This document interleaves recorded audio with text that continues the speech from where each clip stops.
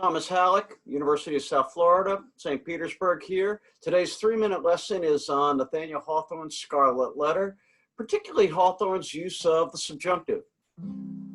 There are 3 moods in the English language, as you'll recall from your 10th grade English class. There's the indicative mood, which is a statement of fact: the Titanic sinks. There is the imperative mood, which is giving an order or command: abandon ship.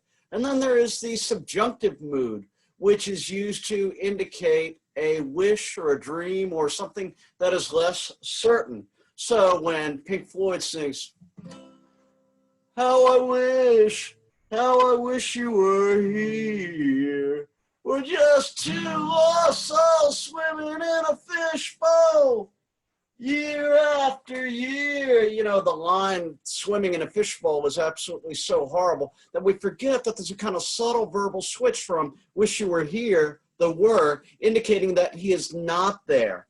It's much more pronounced or much more visible in Spanish, for instance, my second language.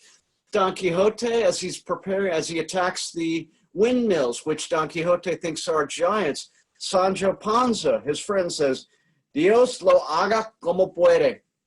Now, in this case, hacer is being switched over to haga, from hace to haga, in order to say, may God's will be done, meaning that it's not his business, it's a hope. So, what does this have to do with Nathaniel Hawthorne?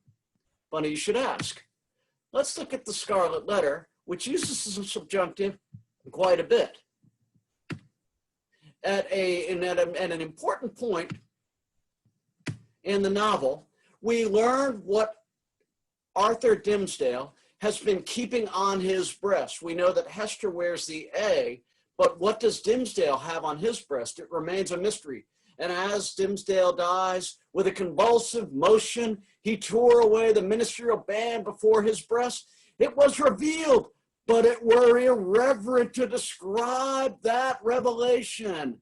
So at the crucial moment where we're going to learn what the secret is, what Dimmesdale has on his breast, Hawthorne goes, psych, I'm not going to tell you, but it were irreverent. It would be irreverent. So Hawthorne is going to the conditional here because I think the A itself is ambiguous. Sometimes it means, of course, it means adultery. Sometimes it means able. Sometimes it means angel. Sometimes it means America, which I think is our great American lesson, that here in this democratic nation, we have to think for ourselves. Peace out.